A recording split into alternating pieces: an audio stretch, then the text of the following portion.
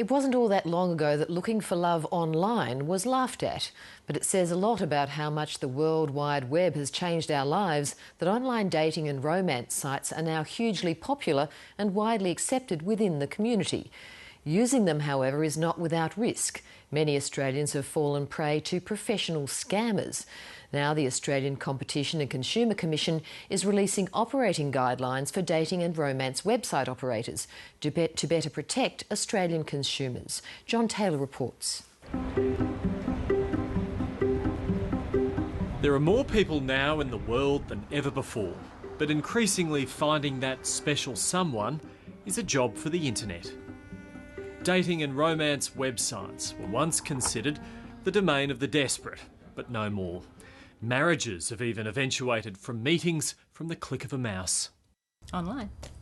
We actually go online, where else?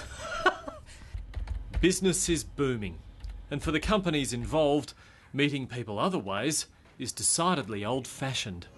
Wherefore art thou, Romeo? Hey! Shut up! It's 3 o'clock in the morning! Look, a lot of people use online dating services today. In fact, it's probably one of the most common ways in which people get the chance to meet someone today. But along with love, there's been a lot of heartbreak, deliberately caused by professional scammers seeking money given from the heart. Last year, for example, we had over 1,600 reports of scams being perpetrated, and that resulted in something close to $17 million worth of losses. In fact, interestingly enough, almost 1/5 of people reported individual personal losses of over $100,000 each. So it's clearly a significant problem. Julia Robson knows intimately that getting caught by scammers can be costly and very embarrassing. We are a private investigation firm that specialise in providing a service for online daters. What we've done is we've gone and identified that there are a lot of people that use these services in order to deceive others, and we've created really a niche service where we can find out more information and provide background checks on these people. Her business has also boomed in recent years. How big do you think the online romance scam industry is? Look, every day there are new people joining internet dating sites. It's a very popular way of finding people.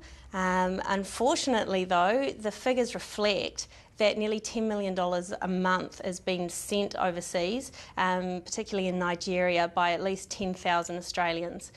So it's a huge problem. The Australian Competition and Consumer Commission has now developed a set of guidelines for dating and romance websites. They are voluntary agreements developed with the input from website operators and aim to protect consumers. I think it's really important to make the point here that most of the website operators are themselves responsible operators. And although in the past the Commission has initiated a number of cases against website operators for a number of issues, those have been dealt with, and the industry as a whole has been very concerned to move forward and undertake legitimate activity and to make sure that it cleans up its act. The guidelines look at 3 key aspects: putting in alerts for consumers, bolstering websites so their systems can't be compromised, and collating scam activity so performance can be monitored. Much of it could kill the mood. What you'll see going forward are warning signs, so that at critical points when you're moving through a web page, when you're interacting through the site, you'll find warnings or typical indications about these are the sorts of behaviours that scammers may be perpetrating. Julia Robson welcomes the guidelines, but believes it's about time web companies acted. I think they also are a bit slow in following up when people do raise concerns that they have found someone on their site that are operating. I think it's, in the end of the day, they don't want to admit that there is a problem, and they don't want to deter people from joining their site. Having your heart broken and being manipulated are always a risk when looking for love. In the online world, not being able to detect a look or hear a voice can make you more vulnerable. It's been more than a decade since internet romancing emerged, but the age-old lesson of be careful still applies. What we are concerned about, and what the industry recognises as a problem, is the fact that scammers may very well damage the whole perception of dating and romance websites as a meaningful tool to meet someone. So we've both got very much a vested interest here in looking after consumers.